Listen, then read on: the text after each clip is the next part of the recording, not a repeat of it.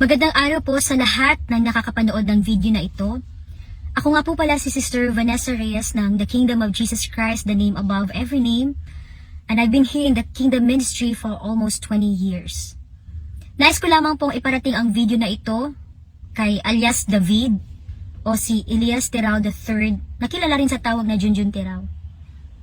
Kami po ni Junjun Terao ay magpinsan po kaming buo. Ang kanyang nanay at ang aking nanay po ay magkapatid. Parehas po kaming lumaki ni Junjun sa Naga City sa Camarines Sur. So kilalang kilala ko po siya mula ulo hanggang paa. Junjun or alias David. Grabe naman ang kasinungalingan mo.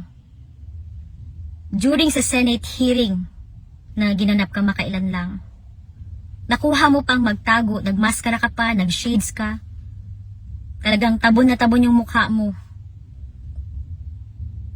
Pero sinabi mo na apo ka ni pastor.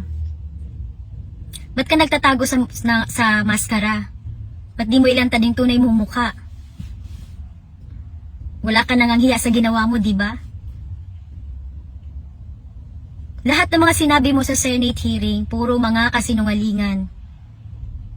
Ang dami-dami mong sinabing kasinungalingan. Number 1, hindi ka cameraman. Bakit? Dahil ako mismo, nabilong ako sa production department, sa post-production, at kilala ko lahat ng mga cameraman during that year na sinasabi mo. O, pinahawak ka nga lang talaga ng wire, pero hindi ka cameraman.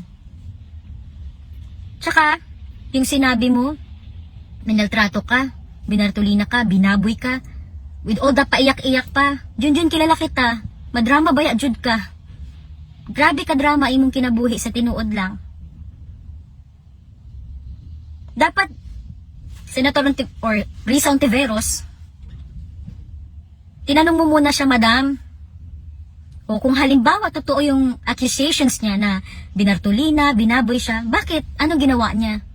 Hindi ba reasonable yung sinabi niya lang na nakipag-text siya sa isang TV reporter sa ibang station, napagalitan siya kaya hindi na siya naging cameraman at nilagay siya sa Bartolina? Gawa-gawa lang yun. Ang totoo, marami siyang ginawang kalaswaan sa loob ng kingdom. Kami po kasi mga full-time workers, missionary workers ng Kingdom of Jesus Christ, tinuturuan po kami ni pastor na mamuhay na mayroong dignidad, both men and women. Kaya sa kingdom makikita nyo ang mga dignified men and women. Bawal na bawal po sa isang full-time miracle worker ang gumawa ng mga makabundong gawain. Di ko na dito isasabi mga kapatid sapagkat di nyo ito masisikmura. Gawain ba yun ng isang full-time miracle worker? Dapat sinabi mo ang totoo kung anong ginawa mo. Ngayon ang tanong ko sa'yo, Junjun, magkano? Ano ang kapalit para magsinungaling ka? Sa taong tumulong sa'yo, sa taong pinakain ka, binihisan ka, pinag-aral ka, lahat ibinigay. Bakit ganun ang mga sinabi mo against kay pastor? Na noon, mga bata pa lang tayo sa paglilingkod. Grabe ang dedication mo. Grabe ang commitment mo. Siyempre na tayo dadaan ng kapagsubukan. Para nga tayo ay ma-purify, ma-sanctify, at ma-declare na totoong mga sons and daughters sa loob ng kaharian.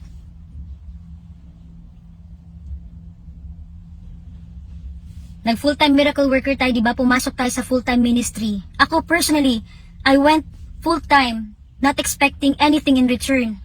Hindi ako nag-expect ng kahit anong kapalit dahil ang aking mission ay makatulong sa gawain. Yung fundraising, hindi naman yan isolated lang na sa atin lang natin, tayo lang gumagawa niyan. Yun lahat ng mga simbahan, lahat ng organizations, meron silang iba't ibang kapamaraanan para sa kanilang fundraising. Bakit? Di ba kahit nung nasa elementary ka, nagtitinda ka rin nga ng kahit ano-ano, di ba? Para may pambaon. Dito sa kingdom, kaya nga tayo pumasok as worker para makatulong tayo sa gawain ng Ama, makatulong tayo kay pastor. At ang lahat ng ito, fundraising, lahat na pupunta ito sa magandang gawain. Hindi sa kung ano-anong bagay lang. Alam mo, Junjun, sana may natitira pang kahit kaunting konsensya sa'yo. Sabihin ko lang, no? Dahil ginawa mo ito sa taong napakabuti. Hindi ko lang to na-share sa'yo noon. Pero merong instance noon na nag-serve ako kay Pastor during one of his lunch meal. Ang bungad agad sa akin ni Pastor, ikaw ang kanyang kinamusta. Noon pa yon. Tanong niya kung kumusta na daw ikaw ang pinsan ko na pinag-aral niya sa Maynila. Masaya si Pastor at proud siya na pinag-aral ka niya. Pero ito ang kapalit ng kabutihan ni Pastor.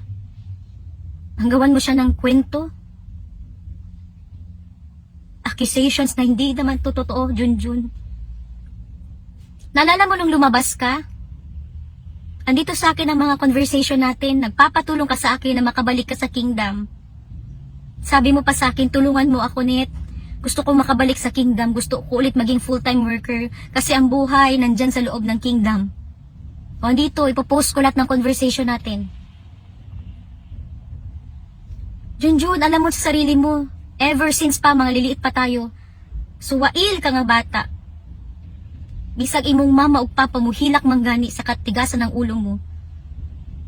Eh, sino maniniwala sa'yo? Kung may natitira pang konsensya dyan sa loob mo, kahit katiting, bawiin mo lahat ng sinabi mo kay Pastor. Sabihin mo lang kung anong totoo.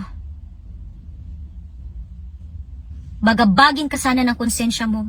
Na sa kada pagtulog mo, kung makonsensya ka, dahil ginawan mo ng masama ang tao na kumupkup sa'yo, nagpakain, binihisan ka, pinag-aral ka, binigyan ka ng magandang sanang kabukasan dito sa kingdom, pero itong lahat nawala dahil sa kagagawan mo rin. Choice mo yan, di ba?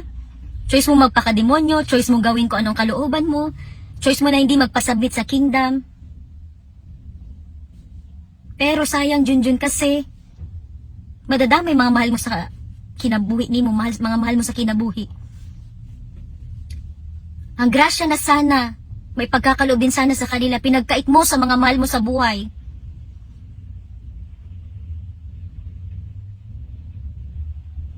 Habang may time pa, ang amahan through the sun mo imuhatag sa imo ang grasya. Tanang magisulti nimo o sa tanan ng mga nag-witness kunuhay. Lahat kayo na nag-witness dyan sa Senate hearing. Lahat kayo mga bogus witnesses. Dili totoo lahat ng mga gipangsulti ninyo against kay Pastor. Bagaba ginawa kayo ng konsensya nyo. Umani naman ito ng iba't ibang reaksyon mula sa ating mga netizens. Ayon kay Arado Jong Bacot, galawang makakaliwa, grabe ka Senador Hontiveros para lang masira si Pastor. Pahayag naman ni Alice Moral, paano kaya nakakatulog ng maayos si Hontiveros na alam niyang lahat ng mga sinasabi ng mga witnesses ay pagkanin niya lahat at mula noon siya ang tanging senador na nagbabayad ng mga witnesses para siraan ang mga taong gusto niya siraan. At ito naman ang saloobin mula sa ating kababayan na si Amran Alekni, kung totoo man na binartolina ka noon, bagay lang sa ugali mo yan, kulang pa nga kung tutuosin. Tinalo mo pa si Judas sa ginawa mo. Mga kababayan, feel free to comment below para maglabas ng saloobin sa balitang ito.